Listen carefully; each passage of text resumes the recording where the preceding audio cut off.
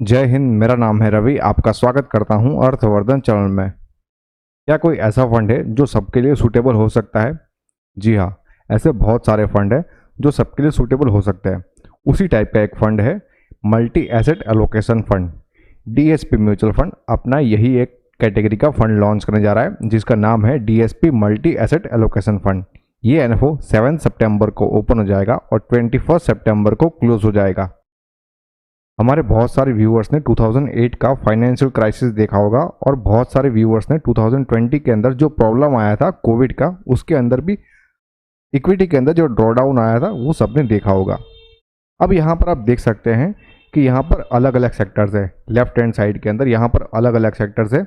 ये उस समय जो फाइनेंशियल क्राइसिस था 2008 के अंदर, उस समय कितना ये ड्रॉडाउन था वो आप यहाँ पर अलग अलग सेक्टर वाइज यहाँ पर देख सकते हैं। और 2020 के अंदर जो कोविड क्राइसिस था उसके अंदर यहाँ पर अलग अलग सेक्टर्स के अंदर कितना यहाँ पर ड्रॉ डाउन आया था वो भी आप यहाँ पर देख सकते हैं।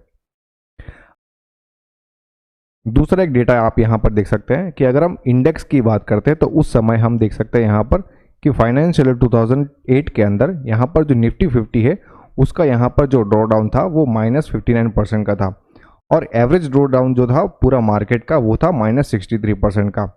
जबकि कोविड क्राइसिस के अंदर हम देख सकते हैं कि यहाँ पर निफ्टी 50 का जो ड्रॉ डाउन था तो -38% का था और बाकी इक्विटीज़ का मतलब ओवरऑल इक्विटीज़ का -36% का आप यहाँ पर देख सकते हैं। ये 2020 का है। एग्जाम्पल के लिए हम समझते हैं कि अगर हमको इस ड्रॉ डाउन से बचना होता तो हम क्या कर सकते थे। जैसे कि यहाँ पर आप देख सकते हैं निफ्टी 50 की लाइन जो कि ब्लू कलर की लाइन है वो कंटिन्यूसली नीचे जाती हुई दिख रही है। यहाँ पर हम देख सकते हैं कि -59% का हमें यहाँ पर ड्रॉ डाउन देखने को मिल रहा है और ये टाइम पीरियड है दिसंबर 2007 से लेकर दिसंबर 2008 तक का, मतलब ये अराउंड 1 साल तक का पीरियड है। उस समय निफ्टी 50 -59% का रिटर्न दिया था, मतलब हमारे पैसे उस समय कम हुए थे। लेकिन यहाँ पर आप देख सकते हैं कि अगर मल्टी एसेट अलोकेशन टाइप का जो फंड होता तो उसके अंदर जो ड्रॉ डाउन था वो -27% का था, मतलब निफ्टी 50 के हिसाब से यहाँ पर हमें जो ड्रॉ डाउन है मल्टी एसेट एलोकेशन के अंदर हमें बहुत ही कम देखने को मिल रहा है। ये बात करी हमने 2008 की। अब हम कोविड क्राइसिस जो था उस समय की बात करते हैं। यहाँ पर ही डेटा लिया गया है दिसंबर 2019 से लेकर मार्च 2020 तक का। यहाँ पर अगर हम कंपैरिजन करके देखते हैं तो यहाँ पर निफ्टी 50 के अंदर ड्रॉ डाउन था -38% का, जबकि मल्टी एसेट एलोकेशन के अंदर -18% का ड्रॉ डाउन था। मतलब हम देख सकते हैं कि यहाँ पर जो अगर मल्टी एसेट एलोकेशन वाला फंड होता है तो उसके अंदर हमें जो रिटर्न कम मिलने की पॉसिबिलिटी, मतलब हमारा ड्रॉ डाउन होने की पॉसिबिलिटी यहाँ पर थोड़ी कम हो जाती है। मतलब हम कह सकते हैं कि ऐसे क्राइसिस के समय पे या फिर वॉलेटाइल मार्केट के अंदर हमें जो ड्रॉ डाउन होता है वो हमें बहुत ही कम देखने को मिलता है। इसी थीम के ऊपर डीएसपी म्यूचुअल फंड ने एक मॉडल पोर्टफोलियो बनाया था मल्टी एसेट एलोकेशन टाइप का। तो आप यहाँ पर देख सकते हैं कि इसने CAGR के हिसाब से कंपाउंडेड एनुअली ग्रोथ रेट के हिसाब से 12.2% का रिटर्न दिया है। डोमेस्टिक इक्विटी ने 12.8% का रिटर्न दिया है, गोल्ड ने 11.4% का रिटर्न दिया है, इंटरनेशनल इक्विटी ने 7.9% का रिटर्न दिया है, डेट ने दिया यहाँ पर 7.5। आप यहाँ पर ग्राफ में भी देख सकते हैं। अब यहाँ पर जो मल्टी एसेट एलोकेशन टाइप का जो ये मॉडल पोर्टफोलियो बनाया था उसके अंदर हम देख सकते हैं कि यहाँ पर जो है यहाँ पर वॉलेटिलिटी बहुत ही कम देखने को मिल रही है। लेकिन बाकी जितने भी इंडेक्सेस हैं जो अलग अलग टाइप के हैं उसके अंदर हमें वॉलेटिलिटी बहुत ही ज़्यादा देखने को मिल रही है। एक डेट के अंदर हमें यहाँ पर वॉलेटिलिटी कम देखने को मिलती है क्योंकि उसके अंदर जो रिटर्न ऑफ इंटरेस्ट है वो यहाँ पर एकदम फिक्स ही रहता है। इसके कारण अगर हम रिस्क वर्सेस रिटर्न की बात करते हैं तो यहाँ पर हम देख सकते हैं कि मल्टी एसेट एलोकेशन वाला जो फंड रहता है वो डायनेमिक एसेट एलोकेशन से इसमें ज़्यादा रिस्क रहता है लेकिन रिटर्न भी ज़्यादा रहता है। लेकिन यहाँ पर जो अग्रेसिव हाइब्रिड फंड है उससे यहाँ पर रिस्क कम रहता है और साथ में रिटर्न भी कम रहता है। जैसे कि मैंने आपको पहले बताया था ये फंड सबके लिए है। किन किन के लिए है वो भी मैं आपको बताता हूँ। हमारे जैसे जो रिटेल इन्वेस्टर्स है वो इस फंड के अंदर इन्वेस्टमेंट करना स्टार्ट कर सकते हैं। जो सीजनड इन्वेस्टर्स हैं जिनको शेयर मार्केट के बारे में बहुत कुछ पता होता है वो भी इस फंड के अंदर अपना इन्वेस्टमेंट स्टार्ट कर सकते हैं। या फिर जो रिटायरीज है, मतलब जिनका रिटायरमेंट हो चुका है वो भी इस फंड के अंदर इन्वेस्टमेंट के बारे में सोच सकते हैं क्योंकि इसके अंदर हमें ड्रॉ डाउन बहुत ही कम देखने को मिलता है। अब ये मल्टी एसेट एलोकेशन टाइप के फंड के अंदर 3 टाइप के एसेट को यहाँ पर यूज़ करने वाले हैं। पहला है इक्विटी, दूसरा है डेट, तीसरा है gold and other asset classes. Equity के अंदर यहाँ पर 2 टाइप के इन्वेस्टमेंट को यूज़ करने वाला है, एक तो रहेगा इंडियन इक्विटी और दूसरा रहेगा इंटरनेशनल इक्विटी।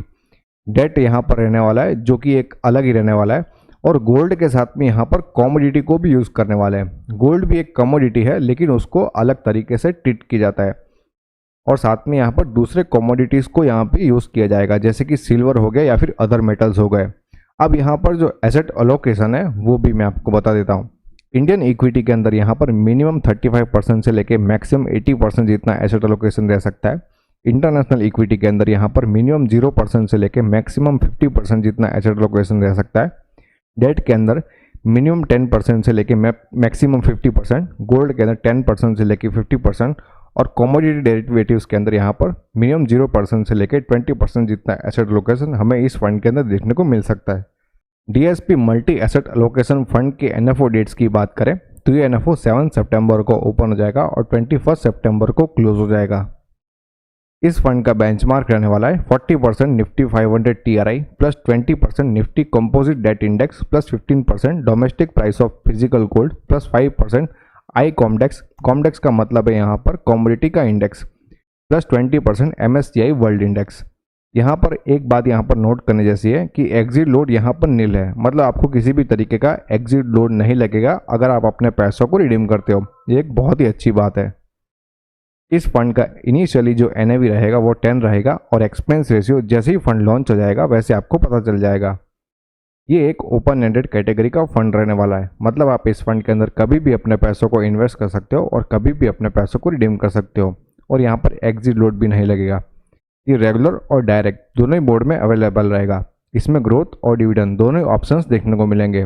अगर आपको अपना इन्वेस्टमेंट स्टार्ट करना है तो आप SIP, लमसम, SWP या स्ट्रिप चारों में से किसी भी मोड में अपना इन्वेस्टमेंट स्टार्ट कर सकते हैं। मिनिमम इन्वेस्टमेंट की बात करें तो लमसम मोड में मात्र 100 रुपीज़ से आप अपना इन्वेस्टमेंट स्टार्ट कर सकते हो, या फिर अगर आपको अपनी SIP स्टार्ट करनी है तो मात्र 100 रुपीज़ से आप अपने SIP स्टार्ट कर सकते हो। अगर आपको अपने पोर्टफोलियो को फ्री में रिव्यू करवाना है तो नीचे दिए गए नंबर पर आप अपने पोर्टफोलियो को व्हाट्सएप कर सकते हैं या फिर कभी भी कांटेक्ट कर सकते हैं। अगर आपको इस फंड के अंदर इन्वेस्टमेंट करना है तो डिस्क्रिप्शन में मैंने एक लिंक दिया हुआ है, वहाँ से आप अपना इन्वेस्टमेंट करना स्टार्ट कर सकते हैं। इस फंड के अलावा आप बहुत सारे अलग अलग म्यूचुअल फंड्स, साथ में insurance, FD, pre IPO, PMS और डिबेंचर्स जैसे अलग अलग ऑप्शंस को भी चेकआउट कर सकते हैं। अब मेरा क्या मानना है इस फंड के बारे में वो मैं आपको बताता हूँ। जैसे कि मैंने आपको आगे समझाया कि ये फंड सबके लिए है, लेकिन एक बात यहाँ पर आपको ध्यान में रखनी है कि अगर आप शॉर्ट टर्म के लिए इन्वेस्टमेंट करना चाहते हो तो ये फंड आपके लिए बिल्कुल भी नहीं है। अगर आप लॉन्ग टर्म के लिए इन्वेस्टमेंट करना चाहते हो तो ये फंड आपके लिए अच्छा साबित हो सकता है। अगर आपने और भी कहीं पर भी इन्वेस्टमेंट किया हुआ है तो इस फंड के अंदर इन्वेस्टमेंट करके आप अपने पोर्टफोलियो को डाइवर्सिफाई कर पाओगे। अगर आपको इन्वेस्टमेंट के रिगार्डिंग किसी भी तरीके के क्वेश्चन है तो आप हमें टेलीग्राम, ट्विटर और इंस्टाग्राम पर फॉलो करके अपने क्वेश्चंस को पूछ सकते हैं। होप ये वीडियो आपको पसंद आया होगा। अगर ये वीडियो आपको अच्छा लगा तो लाइक करो, शेयर करो और सब्सक्राइब करो। Thank you.